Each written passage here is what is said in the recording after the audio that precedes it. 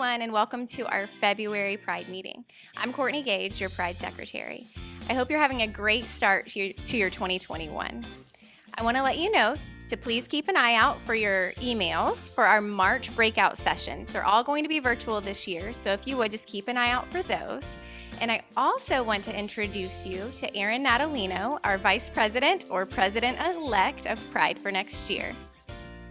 Thanks, Courtney. Hi, I'm ERIN NATALINO. I'm your Vice President of the Buffalo Pride Board. And I want to thank all of the parents and everyone that came out to our uniform swap and also for the running of the herd. I want you all to kind of be on the lookout. We have our Stewardship Saturday coming up on April 10th, so be on the lookout for those emails. Thank you.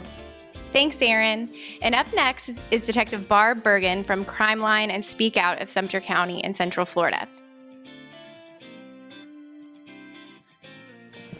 Hi, my name is BARB BERGIN. I'm the Executive Director of Central Florida Crime Line, which also is the parent program for Speak Out Hotline, intended for the safety of all of our schools. I'm going to give you a little history on myself so that you can understand why I can sit here and maybe speak as a, quote, expert when it comes to anonymous tipping.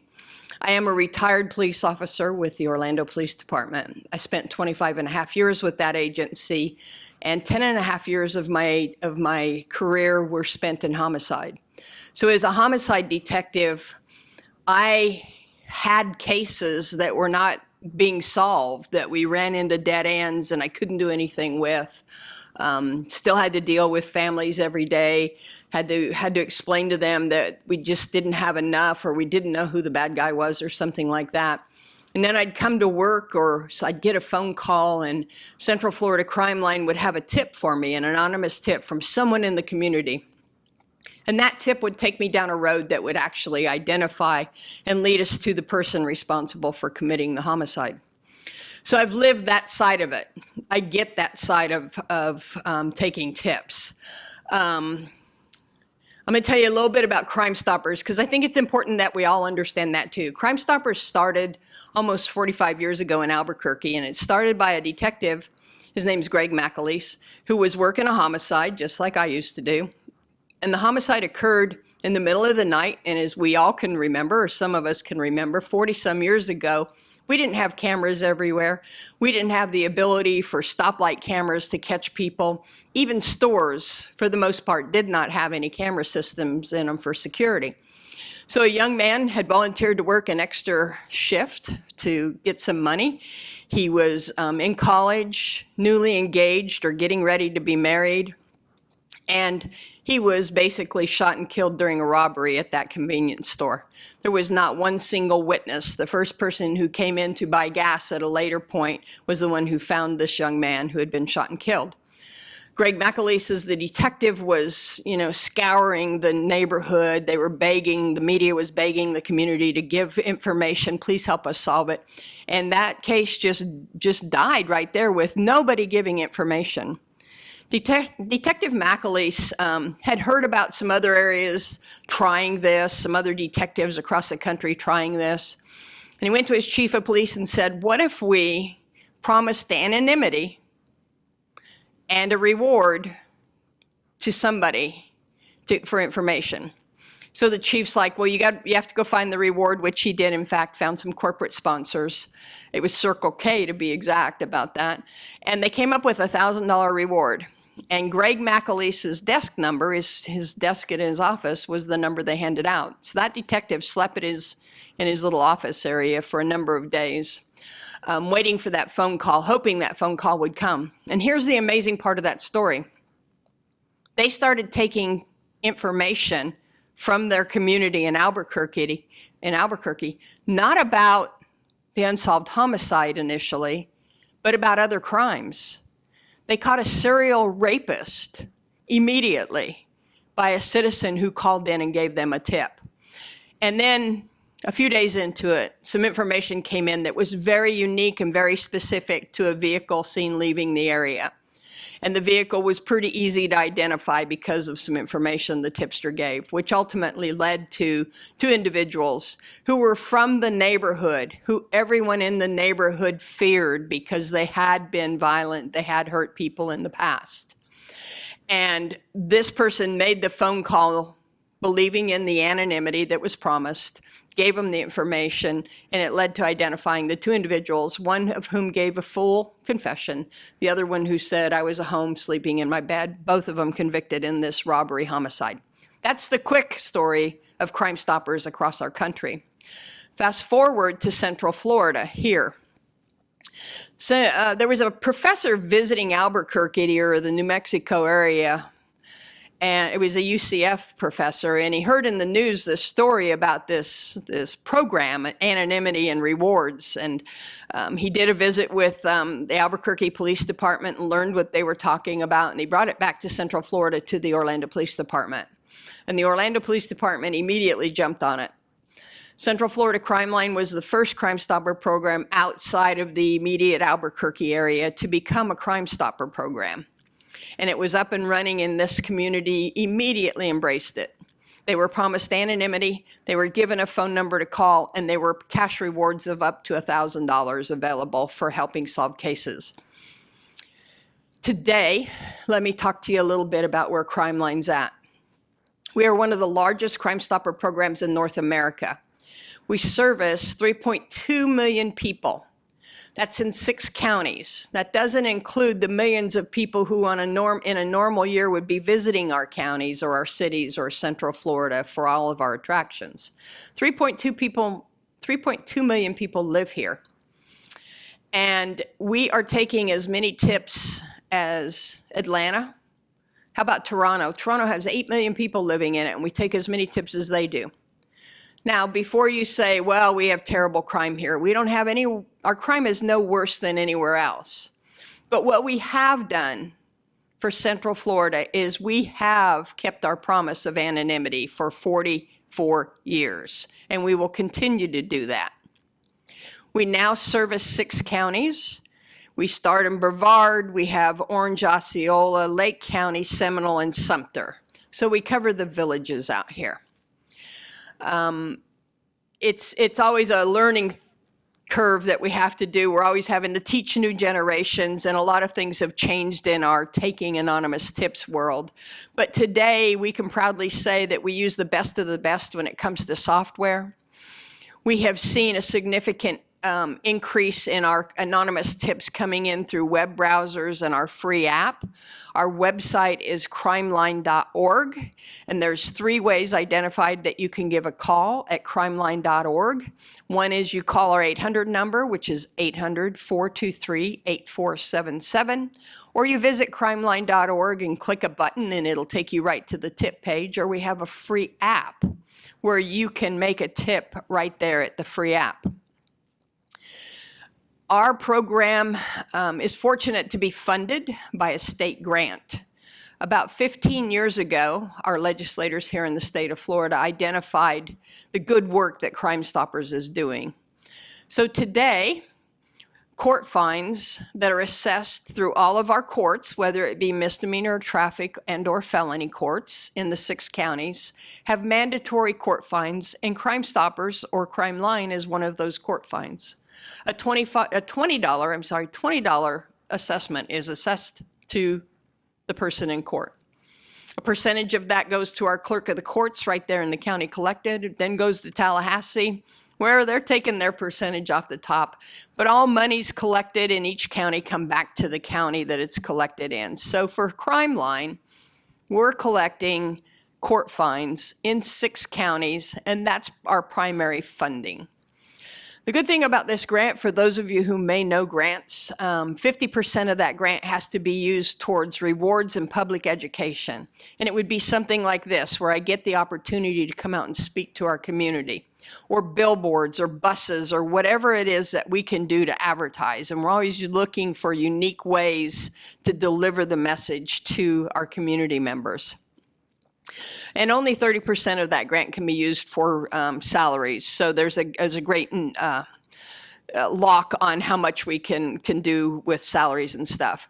We are one of the few that has paid employees. I have great staff. We work 24 hours a day, which is a very important thing for you to know. Our phone is answered 24 hours a day by an answering service, which is paid for by the grant. That answering service physically is located in Canada. There are only right now 3 call centers in North America who specialize in anonymous tip taking, and it is very unique. It's very unique for this reason. If you call 911 today, you are going to have your phone number captured. They're going to have the ability to know which cell phone towers you're calling off of. They're actually going to have very specific information about you if you have had contact with them in the past. That's not a bad thing. That's for your safety and for the safety of others around. That's what happens when you call 911. If you tip us at Crime Line, we do not trap, we do not trace, we do not record any of your phone calls. I don't know if you're in Australia, Japan, or standing next to me when you make that phone call. We don't get that information. It's completely scrubbed from our system. Even when you choose to use your device, whether it be a cell phone, your computer, or your iPad or tablet, we don't capture those IP addresses. I don't know where you're at when you're giving that information. That's the key to anonymity and the big difference between 911 and ourselves. We don't discourage you from calling 911 if you have an emergency, and that's what you should be doing. But our intent and our purpose is to be a partner with the community and our law enforcement partners to provide that avenue of anonymity. We are a nonprofit. So our records are not subject to public records laws or the Florida Sunshine Laws, which is a good thing also. And we have very specific laws in the state of Florida, which also take protection of our tipsters a little bit further. When the tips come in, if they need immediate action, could be 2 o'clock in the morning and you call in a tip about the location of something happening right now and you're not comfortable calling 911 or the local law enforcement. When that tip comes in, whether it come in through the phone or through a web browser or the app, it's constantly looked at. So our call center every 15 minutes is reviewing our tips to see if something needs immediate action. Our staff members are on call 24 hours a day. And our call center will wake up our staff and say, we have this location of a fugitive. That's the most popular after-hours call we get. This bad guy's standing on this street corner, or he's at this restaurant, or he's working here. Here's what he's wearing. This is his name, and he has an active warrant, and he's there right now. We will immediately verify there's a warrant, and we will have uniformed patrol officers go out there and attempt to make contact with that individual. That's hugely successful. It's happening on a very regular basis that we're finding wanted individuals after hours whenever a tipster will call us. If your tip doesn't necessarily require immediate action, a good example would be if you're concerned maybe that a neighboring house possibly selling drugs. And what does that look like? That looks like there are people coming and going all hours of the day. They're coming and the occupant of the house is coming out and there's something happening at the window of the car. There's a quick transaction and then the person in the car drives off. Folks, they're not selling Mary Kay.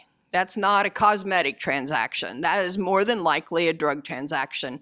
And we would ask you to call in those kind of informations because with those kind of locations or houses, other sorts of crimes follow. Things like more burglaries, thefts. It even can get violent. So if you think you have that situation happening in your neighborhood and you don't want to call local law enforcement and stand and write a statement out at the curb, you're welcome to call us at Crime Line or give us a tip online, and we will get that tip directly to the agencies and the units that investigate such a situation. We take tips on all crimes. It doesn't matter. A lot of things happening in our world today. If you suspect somebody of maybe considering a violent crime or doing something illegal, you can call us and it will be passed on directly to the correct agency. We don't make any decisions on our level whether the tip has any value or not. All tips are sent to law enforcement partners for their determination as to whether there's value. And one thing I will tell you is we do what's called sanitizing. So it doesn't surprise us when we get a tip from a neighborhood and the tipster says, I think there's a drug house across the street from my house. Well, if I left that in there, what would the detectives know? The detectives would know that you're right across the street from them, and they'd be knocking on your door to ask you to be a witness. So we will do what's called sanitizing, and we look at tips and we remove any piece of information that possibly identifies you as the tipster. You don't do it on purpose, you just don't know that that could identify you. So we remove all that stuff just to make sure that there's no potential way of being identified. We are looking out for your safety. Most people call us number one reason is fear of retribution. They don't want a bad guy to know who made the phone call. Number one. Other people, they call because they don't want engaged in the court system. And some people do call us for our rewards, so let's talk about that a little bit. We offer up to $1,000 for all felony cases. We offer up to $5,000 for all homicide information. And homicides do include vehicular homicides where there's a hit and run and a person was killed, so we do offer $5,000 in those cases. We have a very special reward. It's called the gun bounty. The gun bounty is this. If you were to give us a tip and it were to say, include information on somebody who has a warrant, and at the time of their arrest they have a gun on them, and then they're charged with possession of a firearm by a convicted felon. Those three things, there's three steps: an arrest, the firearm being recovered, and a charge of the firearm. We're going to provide a $1,000 reward plus a separate reward from Crime Line. So we call that the gun bounty. Now the next question is always this. If you don't know who I am, how are you going to pay me? That's a very legitimate question, and this is how the process works. We have a board of directors as a nonprofit, and they are the determining persons when it comes to the reward amount. A tip comes in, a tip's sent out to our law enforcement partners. They investigate it. If it's positive and it results in a felony case, they send us back information, and that tip will be presented to our board of directors at the end of each month. And the board of directors hear the specifics about the tip, and they decide what the reward amount's going to be. You'll always see in our advertising that our rewards are up to $1,000 or up to $5,000, and that is for this reason. As you can understand, I'm sure, a tip that comes in about a guy who's arrested for a warrant as a violation of probation for grand theft. That's a nonviolent felony warrant. That should get paid, it will get paid, but it'll be a lesser amount than the tip that comes in and talks to us about the man, or I shouldn't say man, but the person who has committed multiple armed robberies. We want to stop him before he harms someone. That's a violent crime. Or somebody who shoots someone, violent crimes like that. So they're going to get a higher reward amount. Again, those are all determined by our board of directors. And once the board meets on your tip, that cash money is immediately available within 24 hours. We have particular banks that we work with. We actually have a bank up in this part of Central Florida, in the Villages part of Central Florida. You would be sent to that bank. Right now, because of COVID, you'd go to the drive-through, and there are things that you say to the teller. There's a special code that is given to you in order to collect your cash. This is one of the few times, folks, that you'll ever get cash money without presenting an ID or giving a signature or having a PIN number. You'll get a number from us, and we give that to you. You get cash money, and you go on about your day.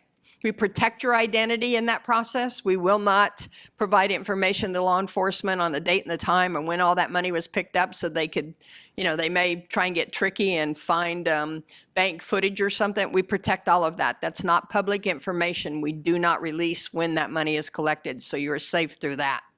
And you get your money and you go on down the road. That is how our rewards are paid out. The most important thing is that you understand we're here, and our mission is to remove undesirables and people who are making our communities unsafe. As a former law enforcement officer, I can tell you we in the business know that it's only a small percentage of our community who commit the crimes. But that small percentage can make some people's lives very miserable, and we need to identify them as quickly as we possibly can so that we do keep our community safe from them. We will take information on a crime no matter where it's at, and we will get it to the proper authority. So if you did have information that wasn't necessarily right here in Central Florida, we will get it to the correct authorities once we get that from you.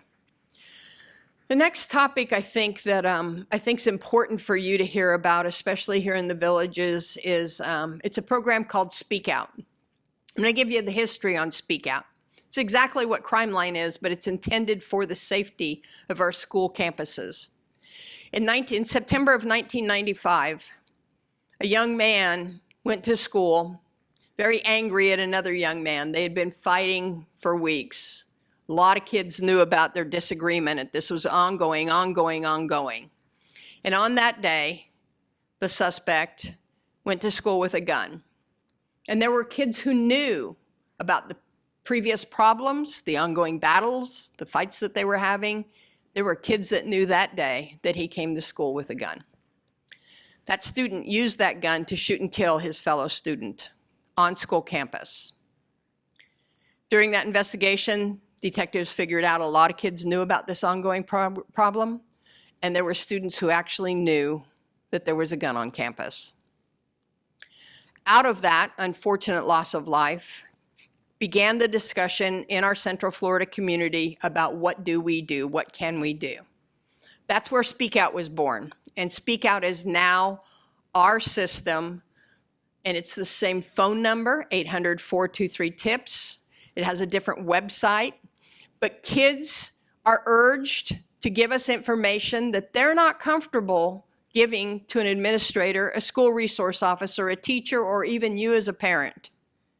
If they're not comfortable giving it to anybody, any trusted adult, then we want them to give it to us. It will be acted on immediately. It will be sent to the school resource officer or to the proper investigating agency for follow-up. Let's talk about what our tips look like coming out of Speak Out. The website for Speak Out is speakouthotline.org. And you can go there and you can learn a lot about Speak Out. You can actually click a button and give tips that direction. P3 Campus is the free app. It's the letter P, the number 3, Campus. It's a free app at the Google Store and/or Apple, iTunes. And I would encourage you to have your kids download that. Not because they're going to tell on their friends, but when that day comes, I want them to be able to click that app and immediately give us a tip. I encourage all parents to have a conversation with their students from, the older elementary kids all the way up to high school. Talk to them about those situations where they don't feel safe, or more importantly, where they've heard or seen something with other fellow students that concern them. And back to me saying I'm not discouraging you from calling 911, but there are times in our kids' lives where they may feel better or safer in reporting this information anonymously, and that's what we exist for. When we look at these tips coming into our Speak Out hotline from students, teachers, administrators, it comes from all walks of life. Parents tip us. One of the things that we're seeing, unfortunately, is we're seeing kids who are in mental health crisis, who are discouraged with life, who are considering different acts, whether it be harmful to themselves or talking about, I'm going to shoot the school up. Those are things we will not tolerate. If your kids are hearing those things, especially on social media, interesting fact, the majority of our tips come in after school hours, after dinner time, between 7 and 11 to 12 o'clock at night. Because that's when the kids are on devices, and that's when they start to see the social media feed about, hey, do you know what so-and-so did today? Hey, did you see what so-and-so posted? The great thing about the software that we use today, whether it be P3 Campus or P3 on the Crime Line side, is that you can attach video, photographs, JPEGs, or audio to your tip. And we can pass that on to the detectives. So when we get screen captures from kids of, look at what my friend posted, he's talking about hurting himself, or look at what this kid did, he posted himself doing A, B, C, D, E. We will send those immediately to the detectives, and they have full access and the ability to follow up on those. So please have a conversation with your kids. This is about school safety. This is about helping those kids who are going down the wrong path. Let's get them help before anything bad happens to them or to anybody else. This is about teaching a younger generation that it's okay to say what you've seen or heard. Very, very important for us to remember that. So Speak Out Hotline is for our school campus safety. They can give tips online. They can call 800-423-TIPS, or they can go and download the P3 Campus app, doing exactly the same thing that Crime Line does. We do offer rewards for tips coming in to Speak Out, but trust me when I say our board of directors is not going to hand over $500 to an elementary school kid. We know the problems that arise from that. So the rewards that are made available are minimal. The interesting thing about rewards made available through Speak Out is we've only had 5 collected over the past 4 years. So the kids aren't looking to do it for money. They're looking at Speak Out as an anonymous tip line so that they don't have to get caught up in all the rest of it. And that's where they feel safe reporting, which is very important. I'm going to flip back over to Crime Line again real quick, because something that I failed to mention before is we've seen a very interesting transition in the Crime Stopper world and Crime Line world. And over the past 5 years, we have seen a steady decline in the collection of cash rewards, to the point where Crime Line, Central Florida Crime Line, really only pays out between 20 and 25%, sometimes it goes a little bit higher, of our available cash rewards. So what does that tell us about our generations that we're talking to today, or our community? It tells us this: anonymous tipping is still very, very relevant, especially today in 2021, and very important to have available to all ages so that people feel safe in reporting what they've seen that's going to be a problem in their community. And we need to continue this, and we need to educate our young people, our parents, our teachers and administrators in what we're doing on a daily basis. Another thing I will tell you is occasionally you'll see us out doing some fundraising. Obviously right now it's not something we can do, but if you ever get a chance to support Crime Line Speak Out, we'd appreciate it. You can always reach out to myself. BARB BERGIN is the director of Crime Line. At the 800 number, they take messages for me and get them to us. We're always looking for corporate sponsors and corporate partnerships. Or if you're an employee, an employer, and you would like us to become engaged with your employees in any way, shape, or form, we're happy to do that. We also participate in any number of community events. So if you have a community event coming up that you'd like to have us present at, we're looking for those types of engagements too. Again, BARB BERGIN, I am the Executive Director of Central Florida Crime Line and Speak Out. And anytime that we can engage with your community, help educate, or be a part of it, that's what we're here to do. We are the anonymous tip line. Thank you very much. Greetings from the elementary school. My name is MANISHA Grant, and I am one of the elementary vice principals. And I wanted to take this opportunity today to tell you what is happening in our wonderful world of elementary. First off, the transition for our students who have returned to brick and mortar after being home and online for the first semester has gone very smoothly. iReady Diagnostic number 2 has concluded for our students in kindergarten, 1st, and 2nd grade. iReady testing for our students in 3rd, 4th, and 5th grade will begin in early February. We know that these students are going to be giving their very best effort. It's the time of year again in Florida when we begin to experience some cool mornings, and we understand that our students might need to wear some additional outerwear. Please remember that heavy coats are allowed to be worn outside the buildings when temperatures drop into the 30s or below. Also, please remember that student sweatshirts or lightweight jackets that are worn must have the approved Villages logo. In addition, long sleeve shirts or undershirts worn under the uniform shirt must be plain white or the exact color of the uniform shirt and shouldn't contain any graphics or writing. National School Choice Week was held the week of January 25th.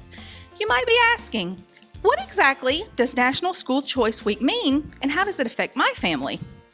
School choice means empowering parents with the freedom to choose the best educational environment for their children from traditional public school to public charter school, magnet schools, private schools, online learning, and homeschooling.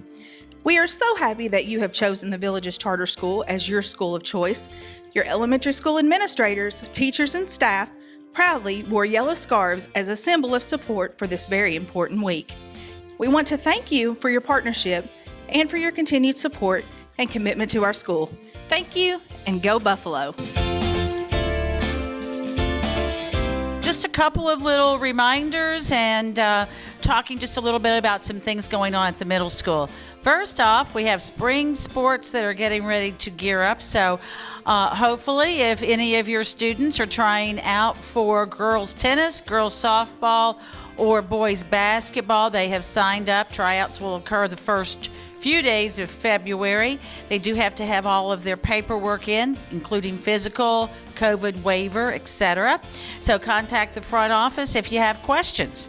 Also, I want to talk to you guys just a little bit about our computer lab. Every day after school from 3:15 until 5:15, I have grade level computer labs going on. And this is where teachers are there to monitor the students. The students get a pass from aftercare. They can go in and they can work on anything school related in that lab. They can do their ALEX, they can do their language arts, they can do their science homework, they can go into the Google Classroom. And so I would encourage you to have your child attend and go to the computer labs. It's totally free. Yeah, if they're in aftercare already, all they need is a pass. And then that way, when you come pick them up, they have no homework. Everything has been taken care of. Parents, I'd also like to encourage you, whether you're a Buffalo e-learning or traditional student, please make sure that you're monitoring your child's grades in Skyward. We are now into the third 9 weeks, and things are going fast. So we want to make sure that our kids stay on top of their grades and that they finish the year really strong. February, we're already about halfway through our third quarter, I should say. Sorry about that, our third quarter. So make sure that they are making their AR goal, that they're reading, and we want everyone to do well for the remainder of this school year. Okay, those are really all the things that I have to talk about. Again, encourage your child to come and do their homework in the computer lab and make sure you're staying on top of those grades, and have a great evening. There are not a lot of changes for the spring semester at VHS, other than we will be adding extra academic interventions. Our plan is to continue our daily tutoring sessions, academic days on Saturday, as better known as A-Day. We will also be adding an afternoon school 2 days a week that will be to be announced. It'll probably be from 3 to 6 for core classes. The rationale for this program is to provide extra academic help other than what we are providing to help close that achievement gap that has been created during this COVID time. We want to help our students to recover failing grades from the first semester. We are continuing to follow our state safety procedures and protocol in order to keep our schools safe, and I really feel like we've done a good job at that and following through with it. It's helped to keep down the spread of COVID-19. We've had a few cases since the start of school, and we've had many students quarantined as a precaution to make sure that others are safe. We're wearing masks every day, all day, practicing social distancing as much as possible. We have designated times during each period that students wash their hands, and there's sanitizing stations everywhere throughout the building for kids to use when they need it. We also have a rotating block schedule to keep transitions during the day to a minimum. We've reduced our cafeteria capacity to 50%. We've added 2 extra lunch times, and students are provided daily reminders about safety procedures and protocol. I really feel that it has been a 100% team effort from everyone to keep our students, faculty, and staff safe. I just wanted to let this be known that I have an amazing faculty and staff. This year has been unbelievably tough, but our teachers just continue to perform and provide our students with an excellent education. The VHS teachers were charged with the heavy task of teaching traditional students and our eBuffalo learners simultaneously. Therefore, they are teaching live and online at the same time. This was an amazingly difficult task that they were asked to accomplish, but they've done an excellent job figuring it out and are continuing to hone those skills every day in order to provide our students with the best possible education under the current circumstances.